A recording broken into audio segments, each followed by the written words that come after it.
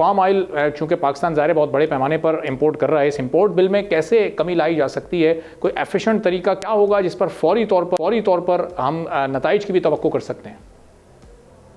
जी सलाम जी, thank you for having me. I think इसके अंदर सबसे पहले एक समझने वाली बात है कि पाकिस्तान किस हद तक डिपेंडेंट है पाम ऑयल के ऊपर।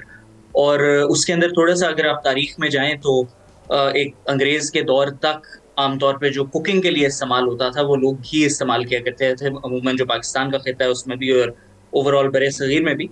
मगर 1930s में जब घी की कीमत बढ़ना शुरू हो गई ज्यादा, तो उस वक्त एक प्रोडक्ट इंट्रोड्यूस किया गया था, वनस्पति घी। वो एक कंपनी टाटा के नाम से थी, उन्होंने लीवर ब्रदर जो कंपनी लंदन में उनके साथ मिलकर प्रोडक्ट डेवलप किया था।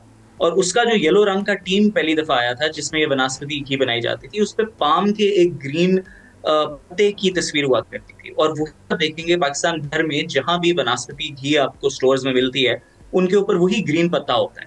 बिकॉज जो पाम ऑयल मलेशिया में, इंडोनेशिया में, इन ममालिक में इंडिजिनस होता है, यहाँ पे उगता है, उसके सीड्स को प्रेस करके उनमें से जो एक्सट्रैक्ट किया जाता है उसको इस्तेमाल किया जाता है पाकिस्तान के अंदर वनस्पति घी बनाने में, जो कि हमारा सबसे बेसिक और सबसे ज्यादा यूज होने वाला एडिबल ऑयल है। अब रिसेंटली आपने जैसे जिक्र किया कि तकरीबन 4 से 5 अरब डॉलर का इंपोर्ट है हमारा हर साल ऑयल सीड्स का। 92% हमारे तकरीबन इंपोर्ट होते हैं, बाकी कुछ लोकली भी ग्रो होते हैं। और ये जो 92% मेकअप होते हैं, इसमें वास्ट मेजोरिटी आपके पास पाम की आ जाती है और कुछ हिस्सा इसके अंदर सोयाबीन्स का भी आ जाता है, जो कि आगे फिर चिकन की फीड में भी इस्तेमाल होते हैं और चीजें होती हैं। लेकिन एसपीपी की एक रिपोर्ट थी, गालिबन 2023 में आई थी, जिसने इन डेप्थ डिस्कस किया था कि क्या डिपेंडेंस है एग्जैक्टली पाकिस्तान की पाम ऑयल के ऊपर। और उसके अंदर आपको नजर ये आता है कि रिसेंट टाइम्स में पाम ऑयल के ऊपर तकरीबन 40% year on year compare to compound average growth rate of 12.3% in the last 20 years बढ़ी है। और इसके नतीजे में बेसिकली 86% जो हमारा डोमेस्टिक एडिबल ऑयल कंजम्पशन है वो 2020 में पहुंच गया था पाम और सोय पे, जबकि 2000 में 77% था। तो आप देखते हैं कि एक इंक्रीजिंग ट्रेंड है और उसकी वजह से हमारे इंपोर्ट बिल के ऊपर भी काफी किस्म का बोझ आ रहा है।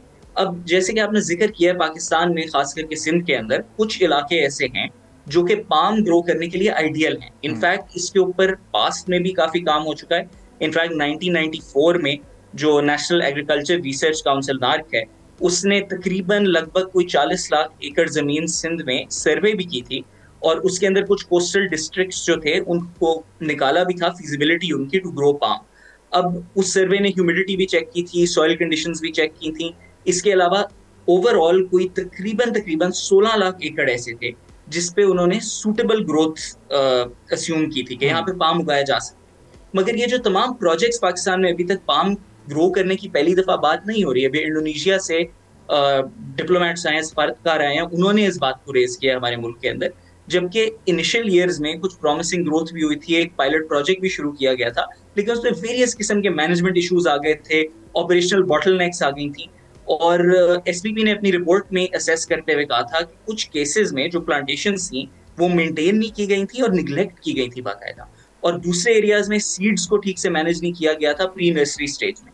तो ये दो ऐसे फैक्टर्स हैं जो कि अगर पाम की ग्रोथ की तरफ आप जाएं तो आपके पास एरियाज ऑलरेडी पिछली स्टडी से डिमार्केटेड हैं जहां पे पाम ग्रो किया जा सकता है। इनफैक्ट और भी किस्म के सोयाबीन के बारे में भी एक गालिबन कुछ वहां पे ग्रोथ का उसका इतना पोटेंशियल नहीं था जितना पाम का था। बट इन एरियाज में जो आपको ऑलरेडी मालूम है कि यहाँ पे ग्रो किया जा सकता है, उधर अगर आप सिर्फ प्री नर्सरी स्टेज पे अपनी सीड्स पे फोकस करें और उसके अलावा डेडिकेटेड प्रोफेशनल रिसोर्सेज आप इस्तेमाल करें जो उन फार्म्स को मैनेज करें, तो पाकिस्तान में डेफिनेटली अपना पाम खुद उग सकता है। और वो फिर जो आपके सॉल्वेंट एक्सट्रैक्टर्स होते हैं जो एडिबल ऑयल बनाते हैं, उनके लिए भी फायदेमंद है क्योंकि उनको इंपोर्ट करने के बजाय एक चीपर लोकल ऑल्टरनेटिव मिलेगा।